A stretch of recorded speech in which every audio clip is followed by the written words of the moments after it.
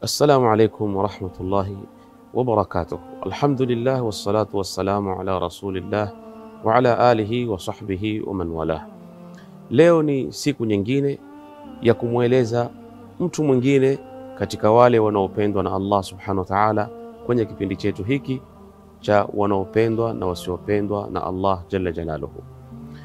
Mwenyezi Mungu subhanahu wa ta'ala katika jumla ya wale anaowapenda ni wale wenye kutubia, tendo la kumrudia Mola wao au kurudi katika asili yao na kuomba msamaha katika yale makosa walioyafanya.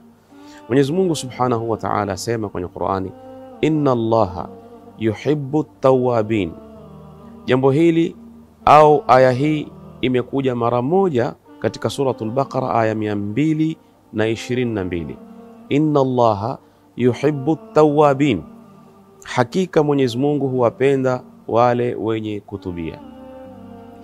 Watazamaji wapendwa, aya hii nilipoisoma kwenye Qur'an ilinijia jambo au fikra au mawazo kwamba Mwenyezi Mungu subhanahu wa ta'ala awapenda wengi ambao labda tutawaeleza ndani ya kipindi hiki, lakini mimi binafsi tamaa yangu kubwa nilikuwa najihesabu kuwa kama nitakosekana jumla ya wale watu wote wanaopendwa na Mwenyezi Mungu, lakini kwenye aina ya watu hawa na mimi nisikosekane, kwa sababu Mungu anawapenda wenye kutubia, wale waliotenda madhambi, wale waliomkosea Mwenyezi Mungu, wale waliofanya israfu. Siku ile wataamua wao kusema twarudi kwa Mwenyezi Mungu, tauba, yani bas khalas, tusamehe Mola wetu. Watu hawa wanatoka katika listi ya wale mausaa, wanaingizwa katika listi ya wale wanaopendwa na Allah subhanahu wa ta'ala, kule kwamba wao wameamua kurudi na kutubia. Na jambo hili tauba limeitwa kurudi ni kwa sababu mtu yuarudi katika asili yake, na ndiyo maana Mwenyezi Mungu akawa anafurahia sana tendo hili. Furaha ya Mungu anapomuona mja wake yuatubia yashinda furaha ya mtu aliyepotelewa na mnyama, kama ilivyokuja katika hadithi. Akiwa katika safari ya jangwa, hana chochote, mnyama huo ndiye kila kitu chake, maji, chakula na kila kitu. Akamkosa, ikawa amekata tamaa, anasubiri kufa. Ghafla akamuona amemtokozea mbele yake, kwa ile furaha mpaka akachanganyikiwa kwenye maneno.